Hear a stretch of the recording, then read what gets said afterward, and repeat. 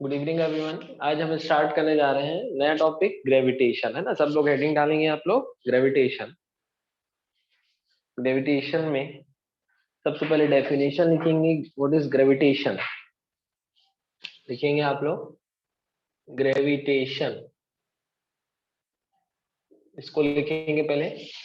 Gravitation is the force of attraction, लिखेंगे इसमें gravitation is the force of attraction. Gravitation is the force of attraction. Gravitation is the force of attraction between any two bodies in the universe.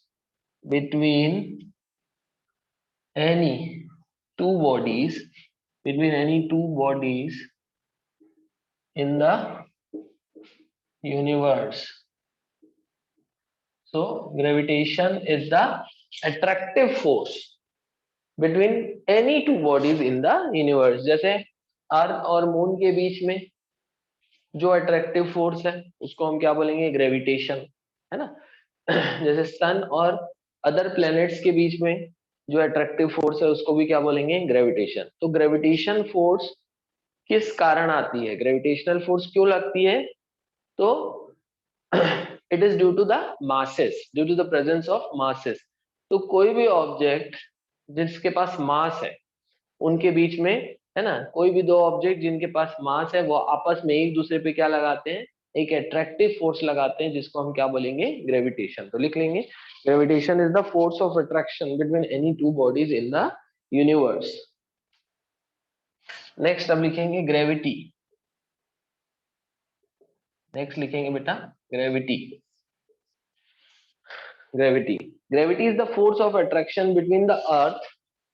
gravity is the gravity is the force of attraction. Gravity is the force of attraction between, gravity is the force of attraction between the earth, between the earth and, gravity is the force of attraction between the earth and any object lying on, and any object, any object lying on or any object lying on or near its surface, near its surface लिख लेंगे। तो अब अगर दो body, मैंने आपको क्या बताया, ग्रेविटेशन क्या है, किसी भी दो बॉडी यूनिवर्स में, किसी भी दो बॉडी के बीच में जो अट्रैक्टिव फोर्स है उसको क्या बोलेंगे, ग्रेविटेशन। अब दो में से अगर कोई एक बॉडी अर्थ हो गई तो जो फोर्स ऑफ अट्रैक्शन है उसका नाम ग्रेविटी आता है। तो specifically gravity is the force of attraction between earth and any other object. Earth और कोई दूसरा ऑब्जेक्ट जो अर्थ के सरफेस पे लाई कर रहा है या अर्थ के नजदीक है, तो कोई दूसरा ऑब्जेक्ट और अर्थ, ये दोनों के बीच में जो अट्रैक्टिव फोर्स है उसको क्या बोलेंगे, ग्रेविटी। तो पढ़ेंगे gravity is the force of attraction between the earth and any object lying on or near its surface, any object lying on its surface or near its surface। तो अर्थ और किसी दूसरे ऑब्जेक्ट के बीच में जो अट्रैक्टिव फोर्स है उसको क्या बोलेंगे, ग्रेविटी, है ना। लिख लेंगे। नेक्स्ट हेडिंग डालेंगे बेटा Newton's universal law of gravitation. Next heading डालेंगे Newton's universal law of gravitation. Heading रहेगी न्यूटन्स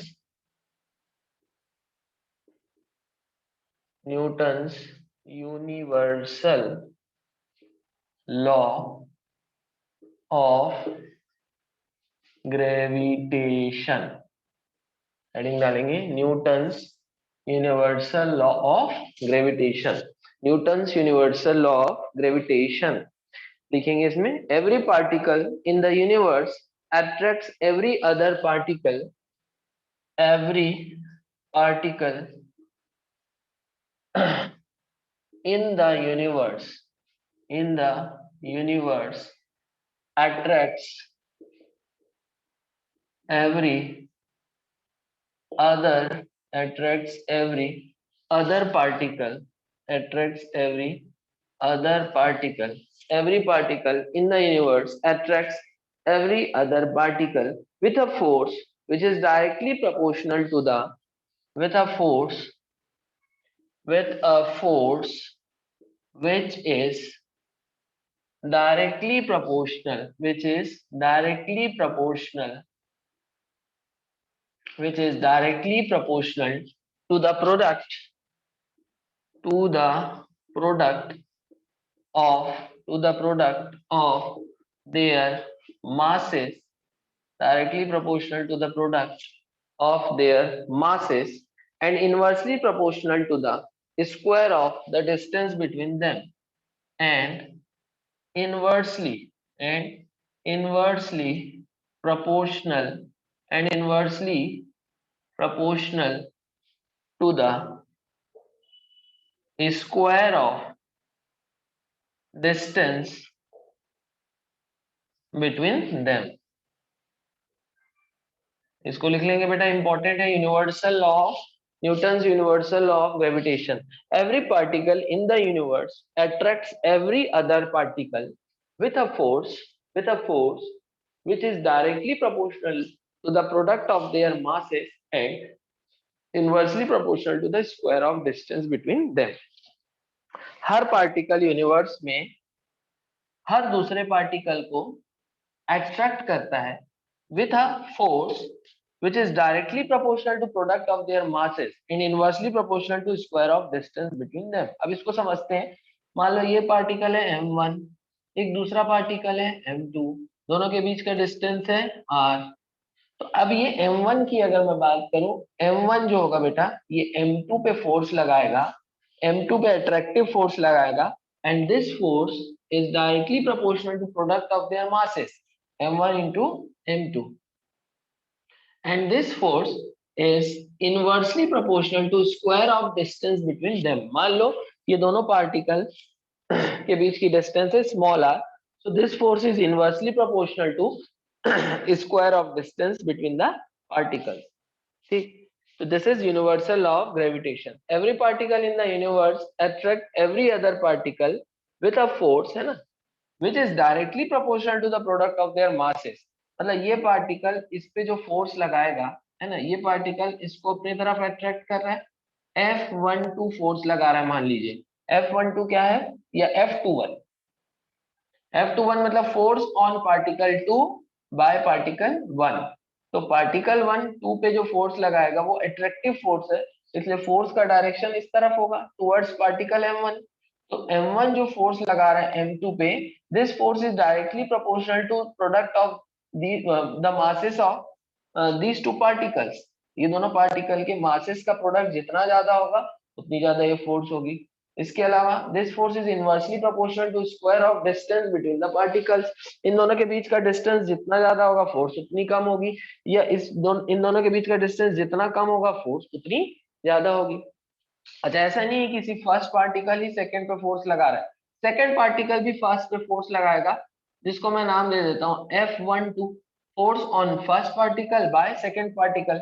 ये भी फोर्स सेम होगी. This force is proportional to m1 m2 and this force is inversely proportional to r square. तो कहने का मतलब है F12 और F21 दोनों का मैग्नीट्यूड सेम होगा, डायरेक्शन अपोजिट होगा. F12 का डायरेक्शन किधर है, फोर्स ऑन 1/2, क्योंकि F12 को कौन लगा रहा है, सेकंड पार्टिकल, इसलिए फोर्स का डायरेक्शन किधर होगा, टुवर्ड्स सेकंड पार्टिकल. ठीक, वैसे F21 कौन लगा रहा है, 2 पे फोर्स लगा रहा है, कौन 1 लगा रहा है, इसलिए फोर्स का डायरेक्शन किधर होगा, टुवर्ड्स फर्स्ट पार्टिकल. तो डायरेक्शन दोनों का अपोजिट होगा लेकिन मैग्नीट्यूड सेम होगा. मान लो ये फोर्स अगर F12 अगर 100 न्यूटन है तो F21 भी कितना होगा, 100 न्यूटन. लेकिन अगर F12 पॉजिटिव एक्स एक्सिस में लग रहा है तो F21 किधर लगेगा, नेगेटिव एक्स एक्सिस में. तो दोनों पार्टिकल एक दूसरे पे फोर्स लगाएंगे, ये फोर्स का मैग्नीट्यूड सेम होगा, डायरेक्शन अपोजिट होगा, और ये जो फोर्स है it is proportional to product of their masses. जितना ज्यादा मासेस का प्रोडक्ट होगा उतनी ज्यादा force, and this force is inversely proportional to square of distance between the particles. So this is universal law of gravitation. पहले इसको लिख लीजिए, ये था यूनिवर्सल लॉ ऑफ ग्रेविटेशन का स्टेटमेंट है ना। तो ये पूछता है बेटा, ध्यान रखेंगे स्कूल में, है ना, थ्योरेटिकल पोर्शन इसका पूछेगा, लिखने के लिए आएगा। चलिए मिटा रहा हूं, उससे आगे बढ़ेंगे।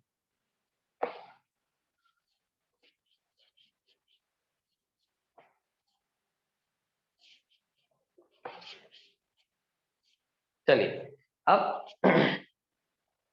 आगे का इसमें लिखते हैं।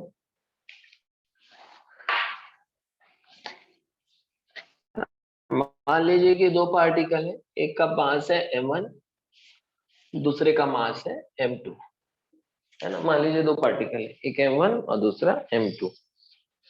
m1 पे फोर्स लग रही इधर और m2 पे फोर्स लग रही इधर, दोनों का मैग्नीट्यूड सेम है, मान लीजिए f।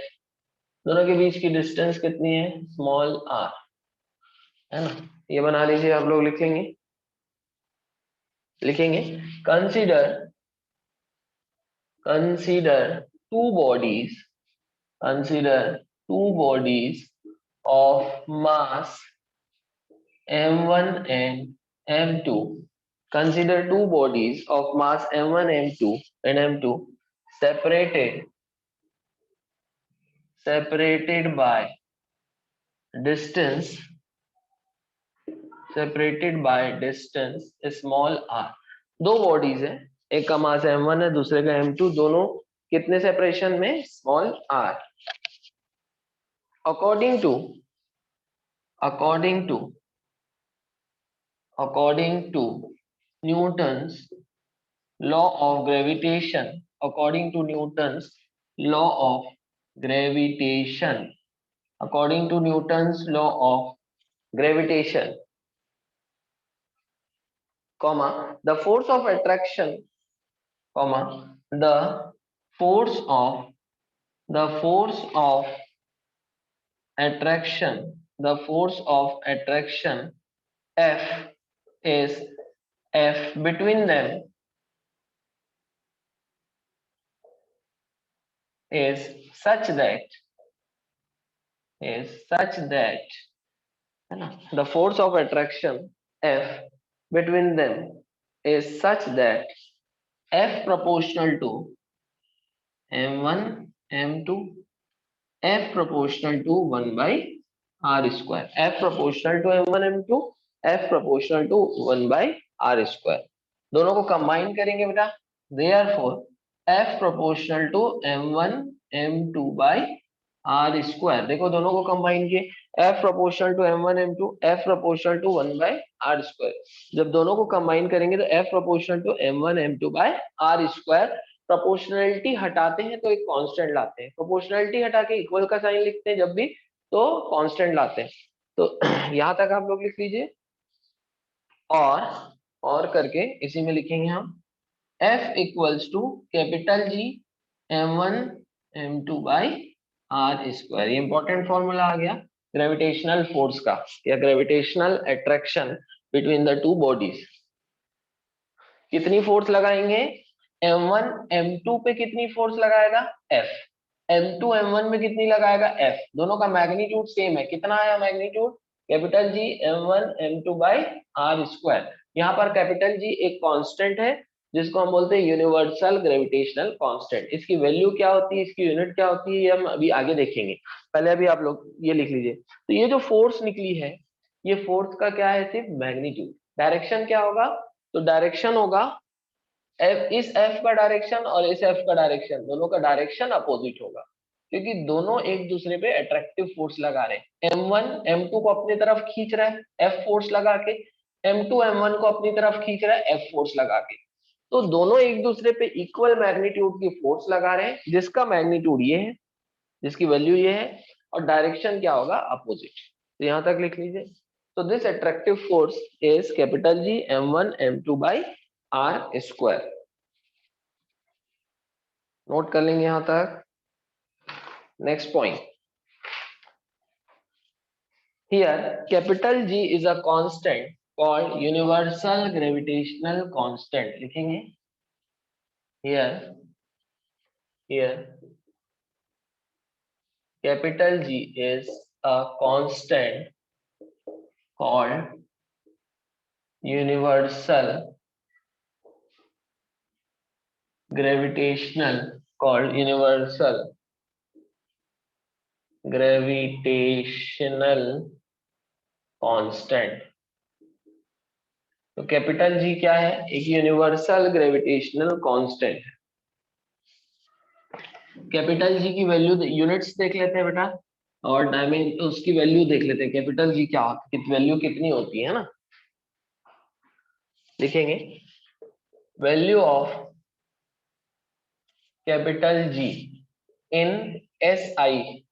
एसआई यूनिट में कैपिटल जी की वैल्यू होगी in SI system. Capital G होता है 6.67 इंटू 10⁻⁻11 न्यूटन मीटर स्क्वायर पर केजी स्क्वायर। लिख लेंगे कितनी होती है इसकी वैल्यू, इसको याद रखना बेटा। कैपिटल जी की वैल्यू कितनी होती है? 6.67 इंटू 10⁻⁻11 न्यूटन मीटर स्क्वायर पर केजी स्क्वायर। ये हो गया कैपिटल जी की वैल्यू एसआई में। अब सीजीएस में कितनी होगी ये भी लिख लेते हैं, है ना। सीजीएस में कितनी होगी देख लेते हैं, लिखेंगे in CGS system. In CGS system capital G जो होता है 6.67 इंटू 10⁻⁻8 9 सेंटीमीटर स्क्वायर पर ग्राम स्क्वायर, है ना बेटा। ये प्रैक्टिकली ये जो वैल्यू है, ये एक साइंटिस्ट थे हेनरी कैवेंडिश, इन्होंने एक्सपेरिमेंटली इस वैल्यू को फाइंड किया है। तो इस वैल्यू में, है ना, इस वैल्यू के लिए हमको किसी आर्गुमेंट में नहीं जाना कि ये वैल्यू कहाँ से आई, हमको इसको याद रखना है। आप लोग लिख लेंगे इसको,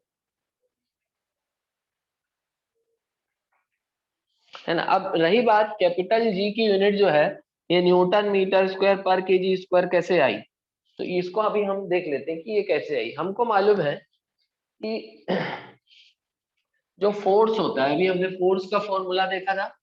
फोर्स का फॉर्मूला क्या होता है? जो अट्रैक्टिव फोर्स है या ग्रेविटेशन है, ग्रेविटेशनल फोर्स है, F equals to capital G m1 m2 by R square. तो यहाँ से कैपिटल G क्या हो जाएगा? F, इधर आर स्क्वायर ऊपर जाएगा, और m1 m2 ये हो जाएगा।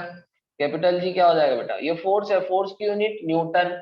ये आर मतलब डिस्टेंस, डिस्टेंस का स्क्वायर मतलब मीटर स्क्वायर अपॉन ये मास है, ये भी मास है, तो केजी इंटू केजी क्या हो जाएगा? KG square. तो यहाँ से हम इसकी ऐसा यूनिट निकाल सकते हैं, न्यूटन मीटर स्क्वायर पर केजी स्क्वायर।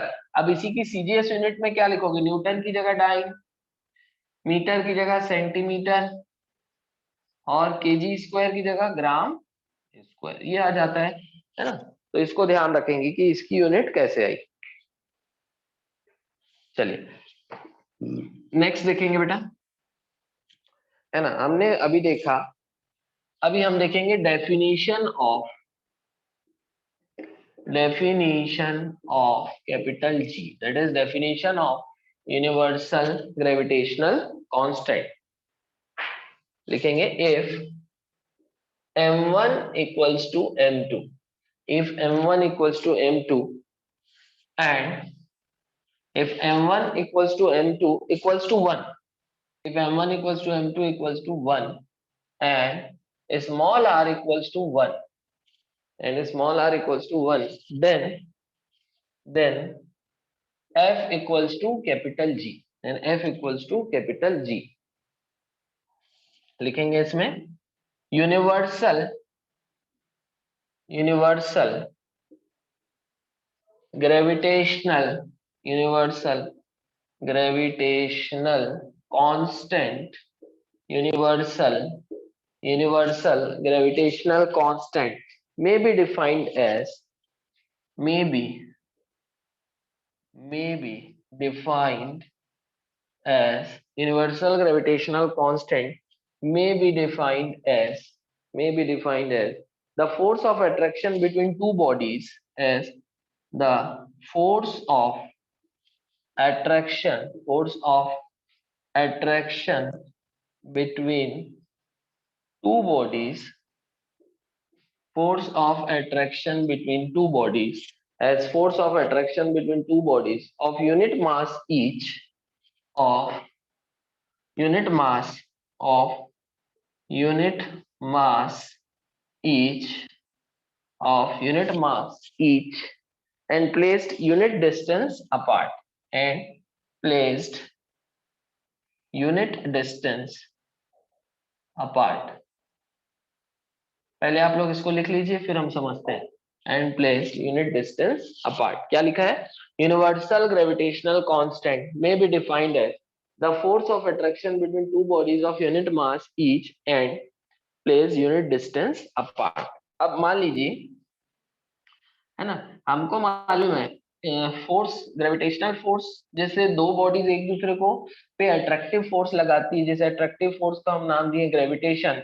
इसका जो मैग्नीट्यूड है ये होता है बेटा capital G m1 m2 by R square. अब मान लीजिए, है ना, यहाँ से कैपिटल जी कितना हो जाएगा बेटा F R square upon m1 into m2. ये हो जाएगा कैपिटल जी क्या हो जाएगा F into R square upon m1 into m2. ये हो गया, है ना. यहाँ से हमको कैपिटल जी का फॉर्मूला मिलता है. अब अगर हमको इसको डिफाइन करना है तो हम एक काम करते हैं कि दो पार्टिकल्स लेते हैं जिनका मास यूनिट हो. यूनिट मतलब 1.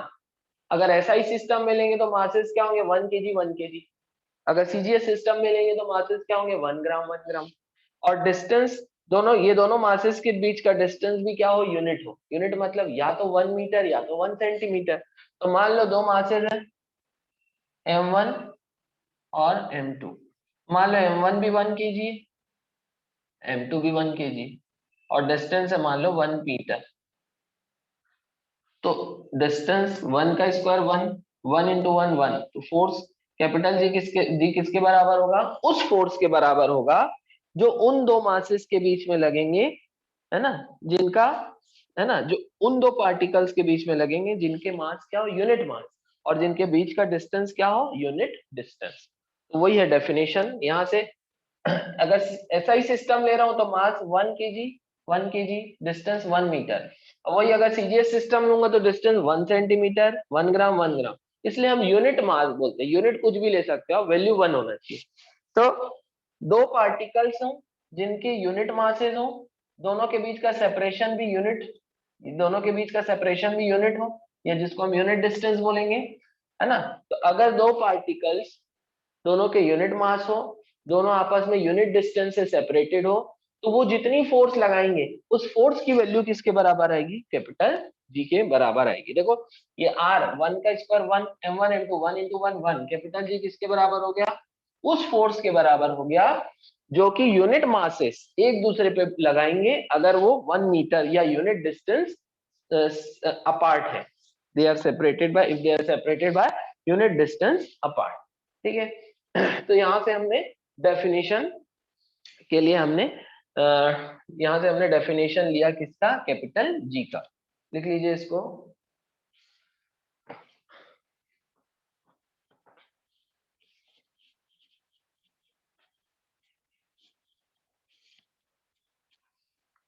चलिए अब नेक्स्ट लिखेंगे evidences in support of law of gravitation.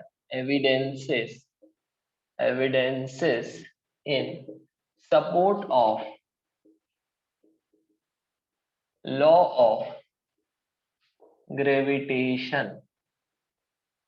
Evidences in support of law of gravitation. Evidences in support of law of gravitation. चलिए evidences in support of law of gravitation. पहला, first, the rotation of earth around the sun or rotation of moon around the earth is explained on the basis of law of gravitation. On the basis of law of gravitation, है ना भाई. On the basis of law of gravitation. ये loss valid है कि नहीं है, इसको कैसे टेस्ट करते हैं? तो अर्थ का जो रोटेशन होता है सन के अराउंड, या मून का जो रोटेशन होता है अर्थ के अराउंड, उसका टाइम पीरियड कितना होता है, एक चक्कर कैसे लगाते हैं, तो वो एक चक्कर लगाने का टाइम जो है वो हम लॉ ऑफ ग्रेविटेशन से ऑब्टेन कर सकते हैं, है ना। तो बहुत सारे एविडेंसेस हैं जो कि सपोर्ट करते हैं कि लॉ ऑफ ग्रेविटेशन सही है। तो पहला एविडेंस है कि लॉ ऑफ ग्रेविटेशन से ही हम अर्थ का चक्कर लगाना, अर्थ का रोटेशन लगाना अराउंड द सन, उसको एक्सप्लेन कर पाते हैं, या मून का चक्कर लगाना अराउंड द अर्थ, उसको हम लॉ ऑफ ग्रेविटेशन से ही एक्सप्लेन कर पाते हैं। Second evidence, the tides are formed in oceans due to the gravitational force of attraction between the moon and sea water. The tides are formed in oceans due to the gravitational the tides are formed in oceans due to the gravitational force of attraction between the moon and sea water, है ना। जो समुद्र में बहुत ऊंची ऊंची लहरें उठती है बेटा, है ना, वो ऐसी क्यों होती है? It is also explained on the basis of law of gravitation, कि मून और अर्थ एक दूसरे को अट्रैक्ट करते हैं। मून जो है अर्थ में अट्रैक्टिव फोर्स लगाता है, तो अर्थ में जो पानी है, समुद्र में बहुत ज्यादा पानी है, तो वो मून की तरफ खींचा चलाता है, इसलिए ऊपर उठता है ना। और बाकी का जो अर्थ का पार्ट है, सरफेस है, वो हार्ड है, रॉक है, तो रॉकी जो पार्ट है वो ऊपर नहीं उठ पाता है, लेकिन फ्लूइड वाला पार्ट जो है वो उठ पाता है। बहुत हाई हाई वेव्स बनती है, हाई टाइड्स बनती है due to gravitational attraction between moon and earth. So this phenomenon is also an evidence of law of gravitation, that every object attracts every other object with a gravitational force. ये हो गया second. Next लिखेंगे third, लिखेंगे बेटा third evidence लिखेंगे। Third evidence, the orbits and periods of revolutions of artificial satellites, the orbits and period of revolution of artificial satellites of artificial satellites can be predicted very accurately on the basis of this law.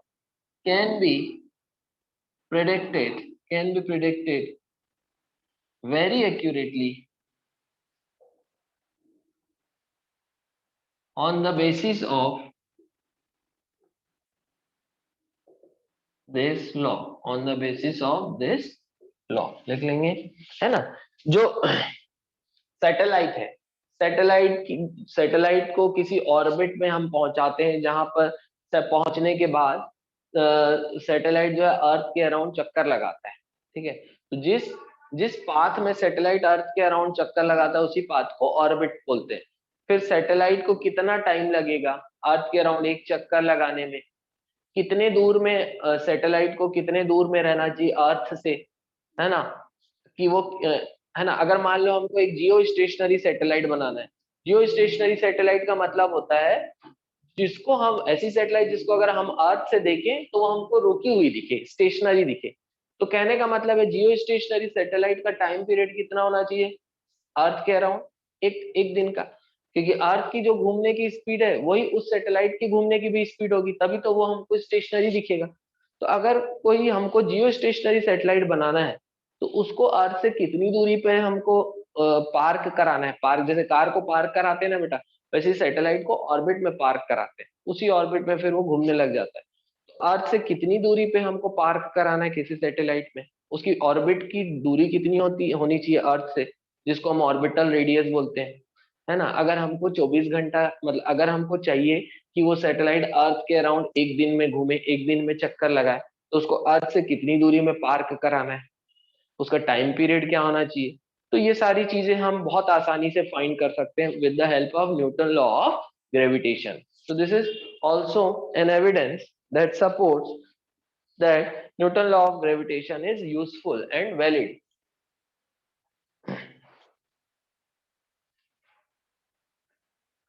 चलिए यहां तक हो गया। Fourth point लिखेंगे बेटा। Fourth जो evidence है उसको लिखेंगे। the value of acceleration, the value of acceleration due to gravity, the value of acceleration due to gravity varies from place to place, varies from place to place on the surface of earth,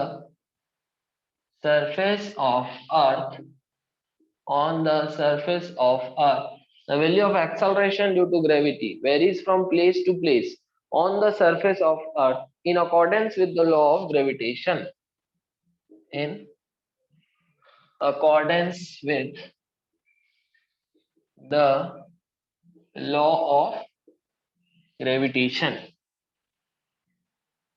लिख लेंगे the value of acceleration due to gravity varies from place to place on the surface of earth in accordance with the law of gravitation।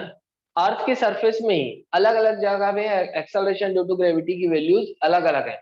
इसको भी हम explain कर सकते हैं on the basis of law of gravitation. तो ये कुछ सबूत थे, कुछ एविडेंसेस थे जो लॉ ऑफ ग्रेविटेशन की वैलिडिटी को सपोर्ट करते हैं कि हाँ लॉ ऑफ ग्रेविटेशन एक यूनिवर्सल लॉ है, ये एप्लीकेबल है, ये सही है। ठीक है, लिख लीजिए बेटा यहां तक आप लोग। नेक्स्ट हेडिंग डालेंगे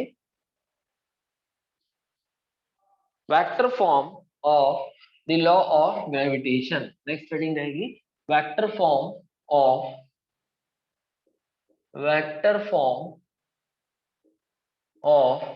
द लॉ ऑफ gravitation,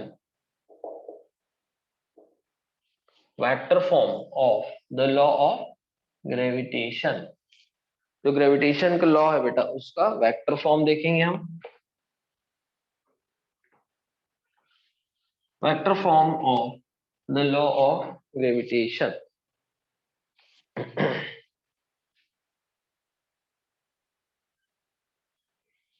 चलिए बेटा, तो अब हम लिखेंगे वेक्टर फॉर्म। अब देखिए जो ग्रेविटेशनल अट्रैक्शन फोर्स है एक वेक्टर है, force is a vector quantity.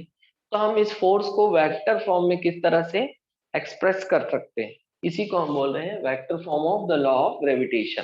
ठीक है, न्यूटन लॉ ऑफ ग्रेविटेशन को हम वेक्टर फॉर्म में, अब न्यूटन लॉ ऑफ ग्रेविटेशन में किस चीज को हम वेक्टर फॉर्म में रिप्रेजेंट करेंगे, तो ऑब्वियसली फोर्स। तो एक्चुअल में हम vector form of the law of gravitation में फोर्स को वेक्टोरियली रिप्रेजेंट करेंगे। तो मान लीजिए ये दो पार्टिकल, एक पार्टिकल ए एक पार्टिकल बी। ए का मास है m1, बी का मास है m2।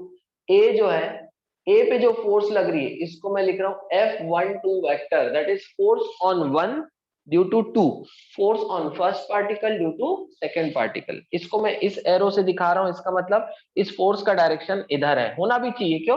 क्योंकि m1 इसको अपनी तरफ खींच रहा है। अगर मैं ऐसा बना देता फोर्स एरो का डायरेक्शन, मतलब ये इसको रिपेल करता, धक्का देता। लेकिन एक्चुअल में ग्रेविटेशनल फोर्स एक अट्रैक्टिव फोर्स है, इसलिए मैं एरो का डायरेक्शन इधर लगाऊंगा। फिर m1 भी m2 पे फोर्स लगाएगा, m1 भी m2 को अपनी तरफ खींचेगा। कितनी फोर्स है? F21 से। This is force on 2 by 1, force on second particle by first particle. दोनों के बीच का सेपरेशन है स्मॉल r। ठीक, अब हमको मालूम है बेटा कि डायरेक्शन देने का काम कौन करता है? Unit vector. तो r12 is the unit vector whose direction is from first particle to second particle। इधर r21 is a unit vector whose direction is from second particle to first particle। ठीक, consider two particles of masses m1 and m2 separated by distance small r। लिख लीजिए पहले। Next लिखेंगे let r12 cap, let r12 cap be a unit vector, be a unit vector from A to B, है ना। R12 का direction कहां से कहां है, फ्रॉम 1 to 2। फर्स्ट पार्टिकल को मैं ए नाम दिया हूं, सेकंड को बी नाम दिया हूं। तो R12 का डायरेक्शन कहां से कहां, from A to B. R21 क्या है, R21 be a unit vector from B to A. R21 का डायरेक्शन कहां से कहां, from B to A. Next point लिखेंगे, अगला पॉइंट लिखेंगे इसमें बेटा, है ना। ये first point, second point, third point लिख रहा हूं। F12, F12 क्या है बेटा, gravitational force on A by B. Gravitational force on A by B. Gravitational force on A by B कौन है, F12। फोर्स ऑन 1/2, 1 को ए बोल रहा हूं, 2 को बी बोल रहा हूं, तो force on A by B. F21 क्या है, ग्रेविटेशनल फोर्स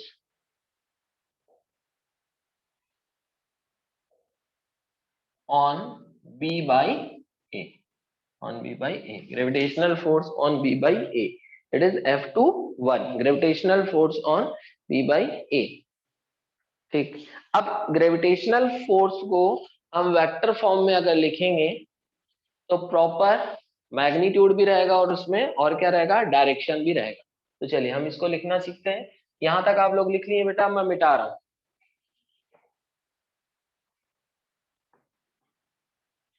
चलिए, है ना, in vector form, in vector form, in vector form लिखेंगे, in vector form, in vector form F12 क्या हो जाएगा बेटा, F12 का मैग्नीट्यूड क्या होगा, capital G m1 m2 by r square. F12 हो चाहे F21, मैग्नीट्यूड तो ये रहेगा। अब डायरेक्शन इंपॉर्टेंट है क्योंकि वेक्टर में दोनों चीज होगी। अगर फोर्स को वेक्टोरियली रिप्रेजेंट कर रहे हो तो उसको मैग्नीट्यूड भी होना चाहिए और डायरेक्शन भी होना चाहिए। F12 क्या है, force on 1/2, force on A by B. तो डायरेक्शन किधर होगा फोर्स का, इस तरफ, ए से बी की तरफ। और ए से बी की तरफ कौन सा यूनिट वेक्टर डायरेक्शन दे रहा है, R12। तो क्या लिखूंगा, R12 क्या। लेकिन एक चीज बहुत इंपॉर्टेंट है कि ग्रेविटेशनल फोर्स को हमको माइनस साइन के साथ शो करना है। माइनस साइन क्या बताता है कि ग्रेविटेशनल अट्रैक्शन फोर्स या gravitational force is attractive in nature. तो इसलिए हम इसको ये एक साइन कन्वेंशन है, इसको आपको ध्यान रखना है कि माइनस साइन क्या बता रहा है कि gravitational force is attractive in nature. तो इसलिए हमको इसको माइनस साइन के साथ बताना है। अगर तो हमको मालूम है बेटा कि R12 is equal to minus of R21। इसका क्या मतलब है, दोनों का मैग्नीट्यूड 1 है क्योंकि दोनों यूनिट वेक्टर है, लेकिन इसके सामने माइनस लगा दिया, मतलब इन दोनों का डायरेक्शन क्या है, अपोजिट। ये दोनों यूनिट वेक्टर है। यूनिट वेक्टर हमने पहले भी पढ़ा है, यूनिट वेक्टर का काम क्या होता है, डायरेक्शन देना। यूनिट वेक्टर का अपना खुद का मैग्नीट्यूड कितना होता है, 1। ठीक, R12 भी एक यूनिट वेक्टर है, R21 भी एक यूनिट वेक्टर है। R12 कहाँ डायरेक्शन दे रहा है, फ्रॉम 1 to 2। R21 कहाँ डायरेक्शन दे रहा है, फ्रॉम 2 to 1। क्योंकि दोनों का डायरेक्शन जस्ट अपोजिट है, तो मैं ऐसा लिख सकता हूँ क्या, R12 is equal to R21, नहीं, दोनों इक्वल है in terms of magnitude only, दोनों का डायरेक्शन जस्ट अपोजिट है।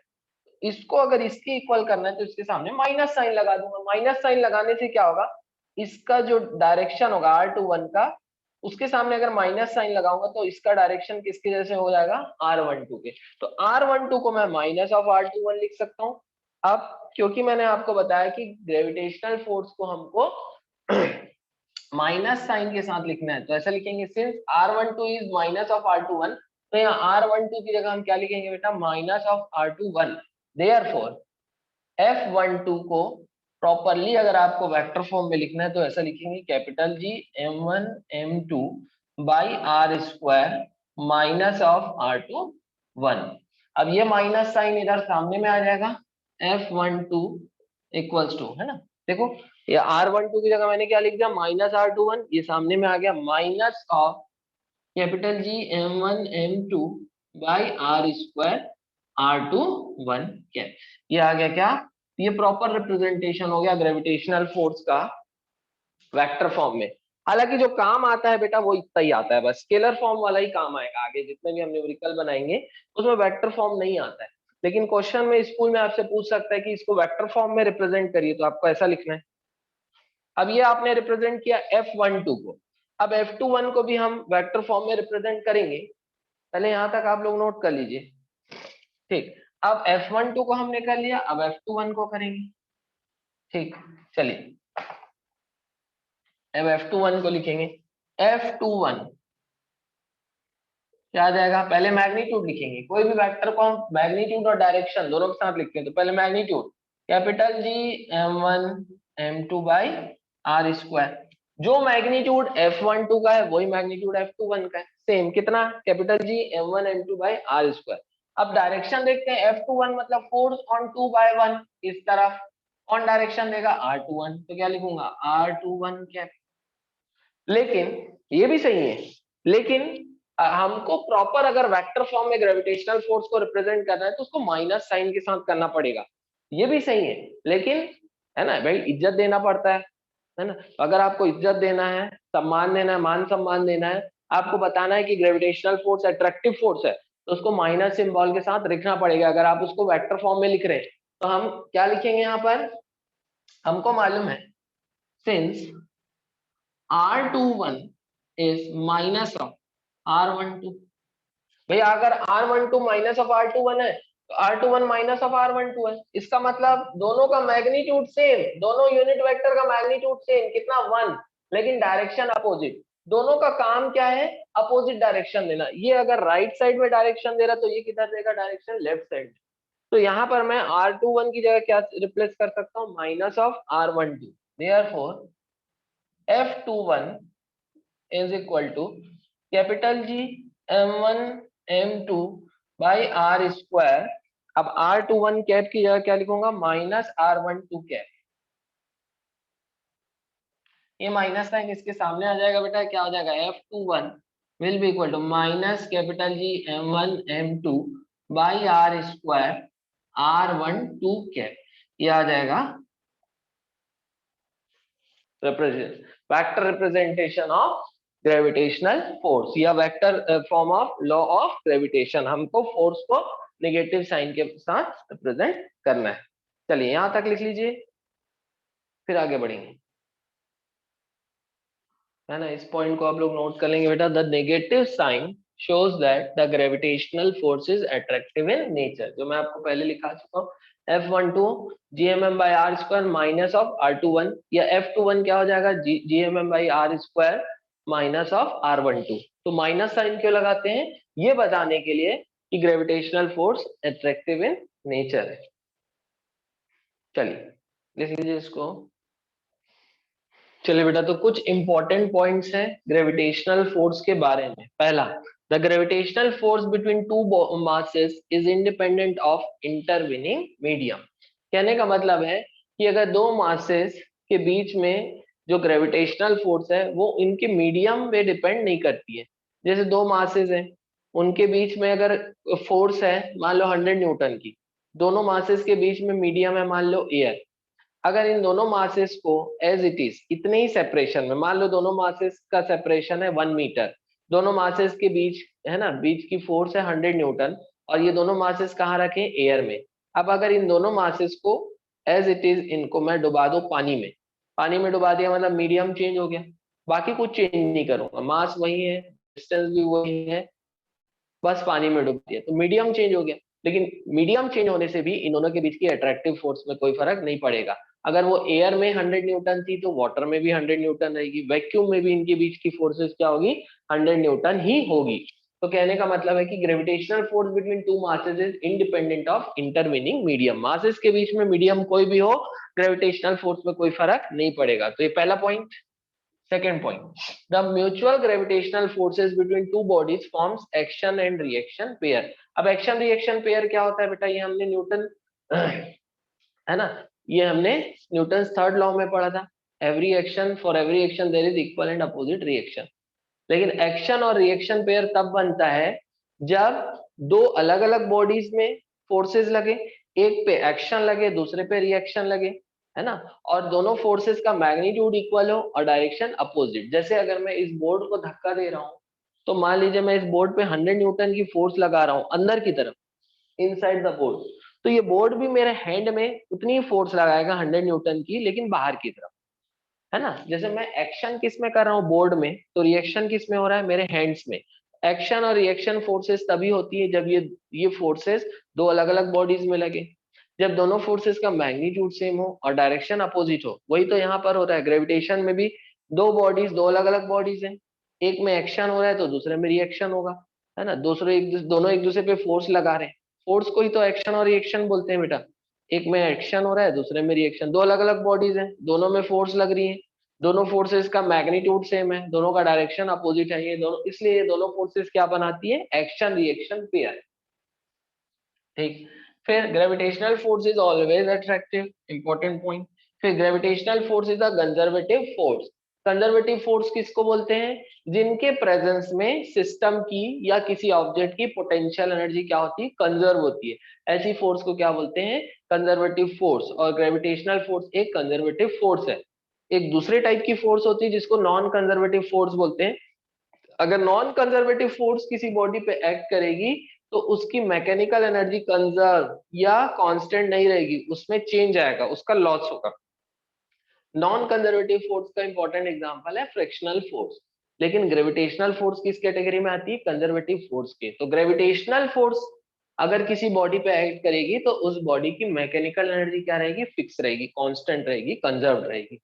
So the gravitational force is conservative in nature. The gravitational force is a central force. मतलब ग्रेविटेशनल फोर्स हमेशा bodies के centre की तरफ लगती है ना। जैसे ये पार्टिकल है और ये पार्टिकल है, ये दोनों जो फोर्सेस लगाएंगे ये एक दूसरे के सेंटर की तरफ जाएगी फोर्सेस। ऐसा नहीं कि ये जो पार्टिकल इस पे फोर्स लगा रहा है वो इधर जाएगी और ये इस पे जो लगा रहा है इधर जाएगी, ऐसा नहीं। किधर जाएगी, टुवर्ड्स द सेंटर, एक दूसरे के सेंटर की तरफ डायरेक्टेड होगी ये ग्रेविटेशनल फोर्स। इसलिए इसको क्या नाम दिया, the gravitational force is a central force. Note कर लेंगे बेटा यहां तक। चलिए अब नेक्स्ट कॉन्सेप्ट में आते हैं बेटा, principle of superposition of gravitational forces. क्या बोल रहा है ये, the resultant gravitational force acting on a particle due to a number of masses is the vector sum of gravitational force exerted by the individual masses on the given particle। ठीक, मतलब मान लीजिए कि एक पार्टिकल है जिसका mass small m है ना, it is surrounded by large number of particles. Suppose इस पार्टिकल को n नंबर ऑफ पार्टिकल्स ने सराउंड किया है। कितने नंबर ऑफ पार्टिकल्स ने, n number, small n number. तो अब अगर हमको इस पार्टिकल में लगने वाली नेट फोर्स फाइंड करना है ना, तो बेटा इस पार्टिकल को ये m1 भी अपने तरफ अट्रैक्ट करेगा, इस पार्टिकल को m2 भी अपने तरफ अट्रैक्टिव फोर्स लगाएगा, है ना। m1 जो m में फोर्स लगाएगा उसको मैं बोल रहा हूँ F1, है ना। m2 भी m1 को अट्रैक्ट करेगा, उसको हम बोलेंगे F2, है ना। m3 भी m को अट्रैक्ट करेगा, इधर कितनी फोर्स लगाएगा, F3। वैसे ही nth पार्टिकल जो है mn, वो भी m को अपनी तरफ अट्रैक्ट करेगा, कितनी फोर्स लगाएगा, Fn। हालांकि ये मास भी, ये मास इनमें, है ना, ये मास भी फोर्स लगाएगा, ये मास इस पे फोर्स लगाएगा, इधर कितनी लगाएगा, फोर्स का मैग्नीट्यूड F1 के बराबर होगा लेकिन डायरेक्शन अपोजिट होगा। ये मास M2 पे भी फोर्स लगाएगा, ये मास M3 पे भी फोर्स लगाएगा, ये मास Mn nth पार्टिकल में भी फोर्स लगाएगा, ये आपस में भी फोर्स लगाएंगे, M1 M2 पे भी फोर्स लगाएगा, M2 M1 में भी लगाएगा, M2 M3 में भी लगाएगा, M3 M2 में। लेकिन हम क्या निकालना चाह रहे हैं कि इस मास पे जिसका पार्टिकल है ना, इस पार्टिकल में जिसका मास m है, इस पे कितनी फोर्स लग रही है। अगर हमको निकालना है कि इस पे कितनी फोर्स लग रही है due to the surrounding particles, तो हम कैसे निकालेंगे इस पे लगने वाली force, by applying principle of superposition. हम देखेंगे कि इंडिविजुअल पार्टिकल्स जो है ये इस पे कितनी फोर्स लगा रहे हैं, और सारे इंडिविजुअल पार्टिकल्स की जो फोर्सेज होंगी सभी को हम ऐड कर देंगे। कैसे ऐड करेंगे, बाय फॉलोइंग वेक्टर एडिशन, है ना। जैसे F1 is the force applied by first particle on this mass, F2 is the force applied by second particle on this mass. F3 is the force applied by third particle on this mass. F1 is the force applied by nth particle on this mass. सभी individual forces का vector sum कर दोगे तो क्या निकल जाएगा, resultant force और net force acting on this particle. This is the principal of superposition. क्या बोल रहा है, the resultant gravitational force acting on a particle that is Fr due to a number of masses or due to a number of particles is the, due to a number of particles या number of masses मतलब बहुत सारे particles, is the vector sum of gravitational forces exerted by individual masses F1, F2, F3 का vector sum on the given particle.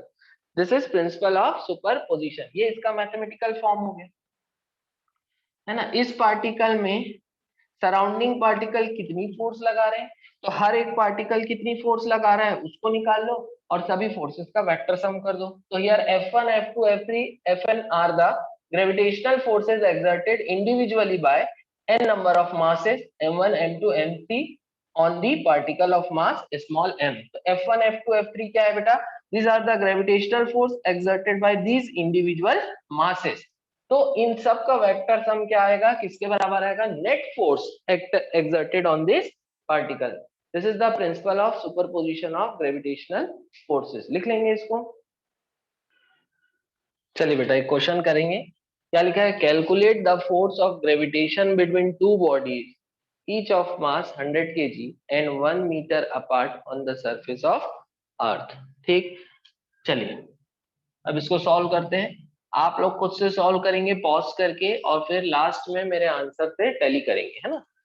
चलिए तो दो bodies हैं, हर एक का मास 100 kg. मान लो ये बॉडी है मास m1 है ना, और दूसरी बॉडी है मास m2 है ना. m1 is equal to m2 is equal to 100 kg ऐसा दिया हुआ है. दोनों बॉडी का मास सेम है. दोनों के बीच की जो डिस्टेंस है वो कितनी है बेटा, 1 मीटर. ये दोनों की स्मॉल आर कितना है, 1 मीटर. ठीक, अब इन दोनों की दोनों एक दूसरे पे ग्रेविटेशनल फोर्स लगाएंगे. m1 पे m2 लगाएगा अपने तरफ और m2 पे m1 इधर लगाएगा. ठीक, अब हमको जो फोर्स निकालना है वो मेनली क्या निकालना है, in terms of magnitude only, है ना. डायरेक्शन से अभी हमको मतलब नहीं, हमको डायरेक्शन पता है, दोनों दोनों फोर्सेस का डायरेक्शन है ना. इस पे जो फोर्स लगेगी उसका डायरेक्शन राइट साइड और इस पे जो फोर्स लगेगी उसका direction left side.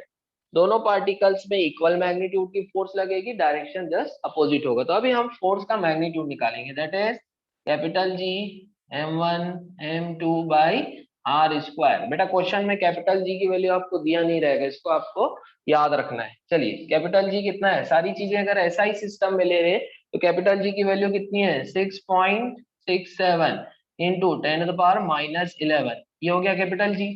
Into mass m1 m2, m1 और m2 दोनों 100 है तो 100 into 100 upon R square. Small R कितना है, 1, तो 1 का स्क्वायर. तो सारी चीजें हमने ऐसा यूनिट में ले ली हैं. तो फोर्स की यूनिट क्या आएगी, न्यूटन आएगी.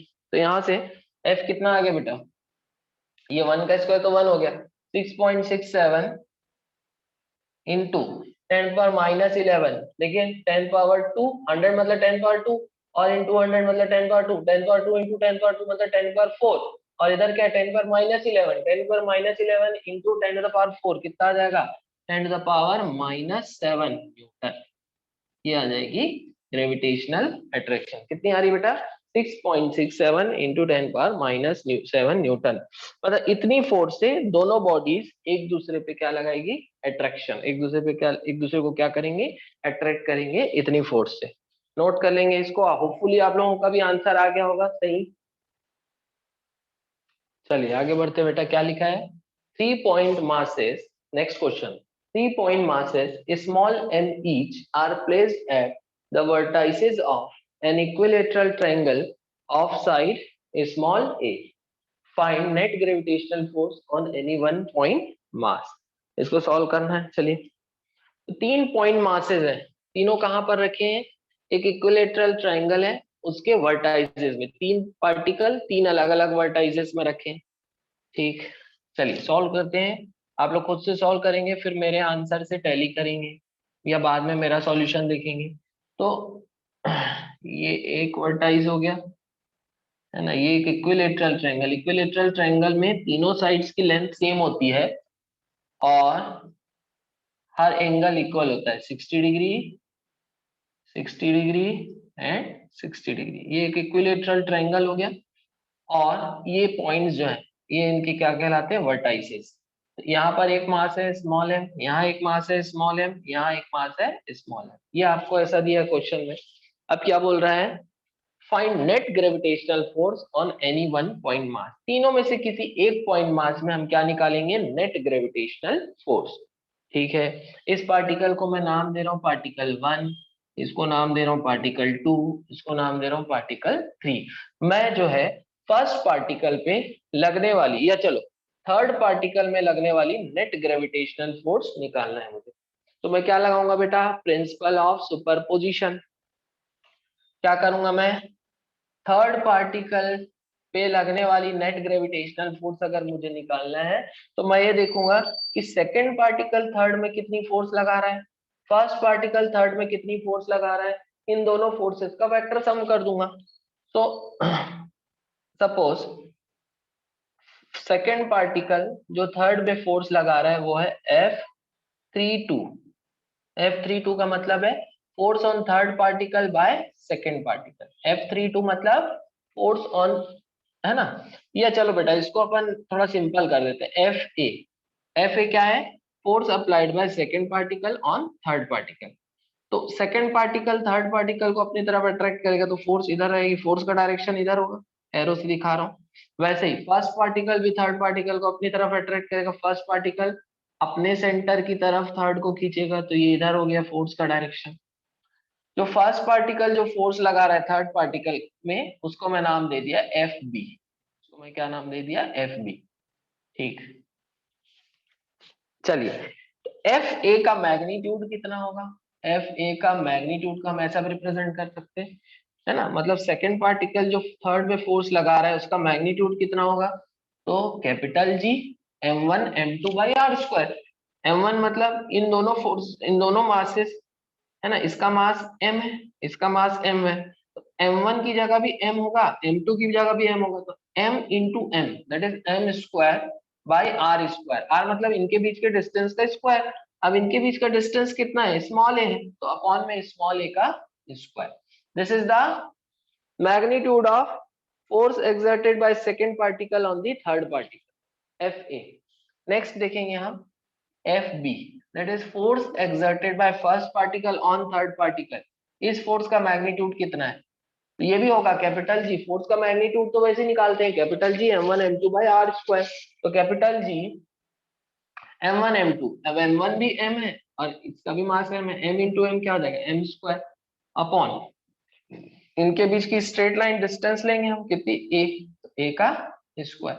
तो ये समझ में आया कि Fa और Fb दोनों का मैग्नीट्यूड सेम है।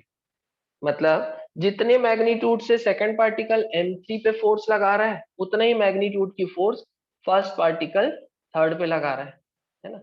तो यहाँ पर एक चीज हमको पता चली, force exerted by second particle that is Fa is equal to force exerted by first particle that is Fb।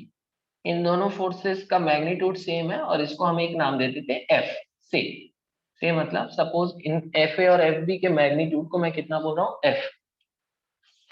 ठीक, तो अब मुझे क्या दिख रहा है बेटा, एक दिख रहा है आपको ये जो थर्ड पार्टिकल है इस पे दो फोर्सेस लगते हुए दिख रही है। देखो थर्ड पार्टिकल में, है ना, ये पार्टिकल थर्ड है, इस पे दो इक्वल मैग्नीट्यूड की फोर्सेस लगती दिख रही, F और F।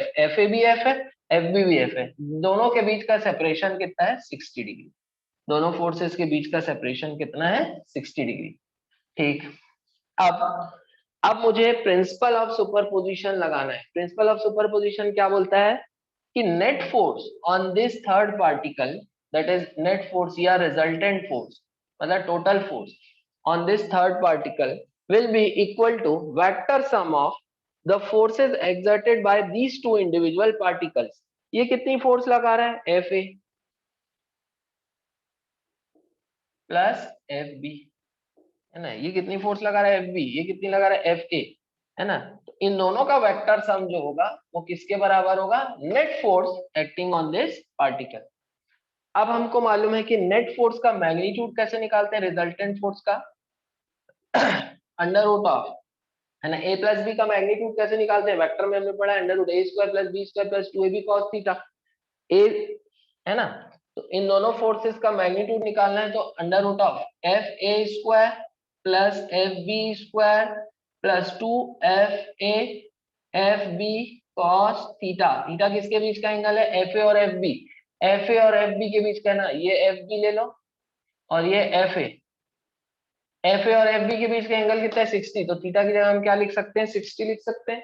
तो यहां से रिजल्टेंट फोर्स का मैग्नीट्यूड कितना आ जा रहा है बेटा, under root of F A मतलब एफ ए के मैग्नीट्यूड का स्क्वायर, एफ बी स्क्वायर मतलब एफ बी के मैग्नीट्यूड का स्क्वायर, एफ ए का मैग्नीट्यूड को भी मैं क्या बोल रहा हूँ एफ, और एफ बी के मैग्नीट्यूड को भी क्या बोल रहा हूँ एफ। एफ ए की जगह मैं एफ लिख सकता हूँ तो F square plus F B की जगह भी एफ लिख सकता हूँ तो फिर से F square plus 2fa F B, F into F क्या हो जाएगा 2f square cos theta. Theta कितना है 60, थीटा किसके बीच का एंगल है, एफ ए और एफ बी, एफ ए और एफ बी के बीच का एंगल है थीटा। अब कॉस 60 क्या होता है बेटा हाफ, एफ स्क्वायर और एफ स्क्वायर 2f स्क्वायर यहाँ तक। अब cos 60 का हाफ इस 2 को कैंसिल करेगा तो यहाँ क्या बचा F square plus F square plus F square कितना आ गया 3f स्क्वायर, क्या मिला हमको root 3f square. F square को रूट के बाहर करूंगा तो एफ हो जाएगा और रूट 3 बचे रहेगा तो क्या मिलेगा हमको रूट 3f। तो रिजल्टेंट फोर्स का जो मैग्नीट्यूड है वो मुझे क्या मिला रूट 3f, ठीक। बट f क्या है बेटा, एफ ए का भी मैग्नीट्यूड है और एफ बी का भी मैग्नीट्यूड है, और एफ ए और एफ बी का मैग्नीट्यूड कितना निकाले हैं G M by A square. इसी को तो मैं एफ बोल रहा हूँ, इसी को तो मैं एफ बोल रहा हूँ। एफ ए का मैग्नीट्यूड और एफ बी का मैग्नीट्यूड तो एफ है, एफ की जगह मैं ये लिख सकता हूँ G M by A square. तो यहाँ से रिजल्टेंट फोर्स का जो मैग्नीट्यूड आएगा, रिजल्टेंट फोर्स का जो मैग्नीट्यूड आएगा बेटा, आंसर जो हम लिखेंगे रिजल्टेंट फोर्स का magnitude that is net force जो कि इस पे लग रही है, कितनी लग रही है रूट थ्री एफ की जगह क्या लिखूंगा ये G M square by A square, G M square by A square, मतलब इतनी नेट फोर्स लगेगी, इसमें लगेगी थर्ड पार्टिकल में due to the presence of these two particles. लिख लेंगे इसको due to the presence of these two particles. Hopefully आप लोगों को समझ में आया होगा बेटा। चलिए बेटा नेक्स्ट क्वेश्चन में हम आते हैं, नेक्स्ट क्वेश्चन लिखते हैं, नेक्स्ट क्वेश्चन को करेंगे, है ना। Two particles each of mass small m move in a circle of radius small r under the action of their mutual gravitational attraction. Full stop. Find the speed of each particle. ठीक है, ये question है, इसको ध्यान से पढ़िए, solve करिए और मेरे सॉल्यूशन से आप लोग इसको टैली करेंगे, ठीक है। चलिए, अब दो पार्टिकल है, दोनों का मास स्मॉल m है और ये एक सर्कल में घूम रहा है जिसका रेडियस है स्मॉल r, है ना। ये एक सर्कल बनाएंगे, है ना। अब एक पार्टिकल अगर यहाँ है स्मॉल m, है ना, और तो दूसरा पार्टिकल ऑब्वियसली इसके डायमेट्रिकली अपोजिट एंड में होगा बेटा, है ना। तो ये जो दोनों के बीच की ये डिस्टेंस होगी कुछ ना कुछ, और ये ऐसा सर्कल में घूमेंगे due to their mutual gravitational attraction, ठीक। इस सर्कल का जो रेडियस है ये कितना है स्मॉल r, ठीक है। Find the speed of each particle.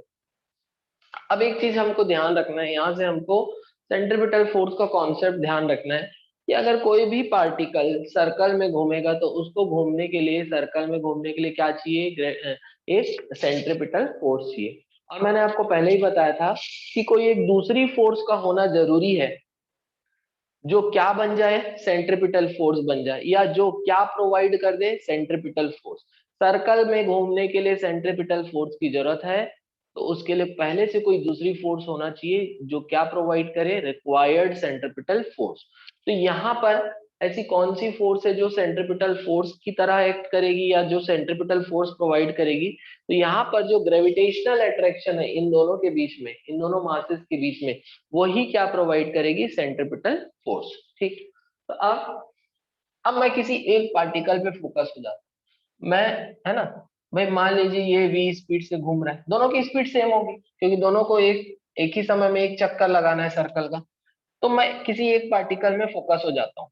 अब आप इसी पे फोकस हो जाइए। आपको ये दिख रहा है, मान लीजिए इसकी स्पीड है v घूमते हुए, जो कि हमको निकालना है ना। तो दोनों के पार्टिकल की स्पीड कितनी है v। अब मैं लेकिन इस पार्टिकल की बात कर रहा हूँ। तो इस पार्टिकल की स्पीड अगर v है, तो ये सर्कल में, इस है ना, इसको सर्कल में घूमने के लिए कितनी सेंट्रीपिटल फोर्स लगेगी, mv²/r। हमने पढ़ा है सर्कल का रेडियस अगर स्मॉल आर है, पार्टिकल का मास स्मॉल एम है, पार्टिकल को अगर v स्पीड से घूमना है तो उसको कितनी सेंट्रीपिटल फोर्स की जरूरत है, mv²/r। और ये सेंट्रीपिटल फोर्स कौन प्रोवाइड करेगा बेटा, this centripetal force is provided by gravitational attraction between these two particles. अब इसको सर्कल में घूमना है v स्पीड से, तो इस पे सेंट्रीपिटल फोर्स लगनी चाहिए। सेंट्रीपिटल फोर्स कौन प्रोवाइड करेगा, ग्रेविटेशनल अट्रैक्शन।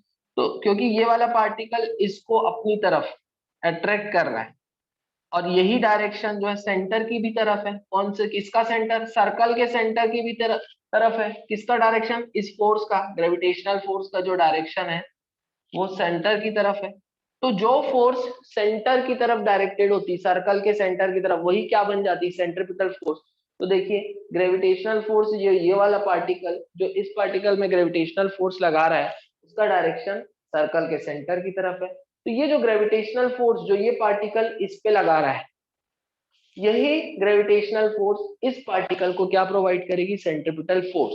तो इस पार्टिकल में लगने वाली ग्रेविटेशनल फोर्स कितनी है, कैपिटल जी m, इसका भी मास m है, तो m इंटू एम क्या हो गया, m²/r²। अब यहाँ पर r ध्यान रखने क्या है, r एक्चुअल में क्या होता है, इनके बीच का डिस्टेंस। इनके बीच का डिस्टेंस तो डायमीटर के बराबर हो गया ना बेटा, क्योंकि ये सर्कल में घूम रहे हैं, सर्कल में घूम रहे हैं, दोनों डायमेट्रिकली अपोजिट एंड में होंगे। तो इनके बीच का जो डिस्टेंस होगा सर डायमीटर के बराबर, तो r और r कितना होगा, 2r। तो अपन लिखते हैं ना gmm/r कहते हैं, r कितना है 2r, तो 2r का होल स्क्वायर, ये क्या हो जाएगा कैपिटल जी m²/2r का होल स्क्वायर कितना हो जाएगा 4r²। तो ये जो ग्रेविटेशनल फोर्स लग रही इस पे, यही इसको क्या प्रोवाइड करेगी, सेंट्रीपिटल फोर्स। तो दोनों को इक्वल कर लेंगे, इक्वेशन 1 है, equation 2, this gravitational force will provide centripetal force. लिखेंगे ऐसा, तो क्या आ जाएगा बेटा, ये ऐसा लिख देते हैं, दोनों का मतलब सेम है, centripetal force equals to gravitational force. तो सेंट्रीपिटल फोर्स लिखेंगे mv²/r is equal to gravitational force कितना है, कैपिटल जी m²/4r²। अब क्या क्या कैंसिल हो रहा है बेटा, देखिए एक स्मॉल m कैंसिल होगा तो यहाँ m² है, तो यहाँ एक स्मॉल m बचा, स्मॉल r कैंसिल होगा तो एक स्मॉल r बचा। तो क्या आ रहा है देखिए, तो v² will be equal to capital G small m/4r, ये आ रहा है आपका, है ना। स्मॉल m कैंसिल, यहाँ एक स्मॉल m बचा, स्मॉल r कैंसिल, यहाँ एक स्मॉल r बचा, तो gm/4r बचे हैं। तो v² equals to gm/4r, therefore v will be equal to √of gm/4r। ये क्या आ गई, स्पीड ऑफ ईच पार्टिकल, दोनों पार्टिकल कितनी स्पीड से घूमेंगे, √gm/4r। स्मॉल m क्या है बेटा, इन पार्टिकल्स का मास, और स्मॉल r क्या है, सर्कल का रेडियस। तो ये आ जाएगा आपका आंसर। ठीक है बेटा, तो होपफुली आप लोगों को ये लेक्चर समझ में आया होगा आज का। यहाँ तक अच्छे से पढ़ लीजिए, रिवाइज कर लीजिए, है ना। तो आप लोगों को सारा चीज क्लियर हो जाएगा, अच्छे से पढ़ लीजिए इसको और क्वेश्चन बना लीजिए। तो इतना जो न्यूटन लॉ ऑफ ग्रेविटेशन का जो पार्ट है वो अच्छे से क्लियर हो जाएगा। नेक्स्ट क्लास में हम इंटेंसिटी ऑफ ग्रेविटेशनल फील्ड पढ़ेंगे, या जिसको हम ग्रेविटेशनल फील्ड स्ट्रेंथ भी बोलते हैं, ये पढ़ेंगे। ठीक है, तो चलिए बेटा, है ना, पढ़ाई करते रहेंगे, फोकस्ड होके अपने एग्जाम पे फोकस रहेंगे, पढ़ाई करते रहेंगे और टाइम वेस्ट नहीं करेंगे। चलिए, तो thank you very much and all the best.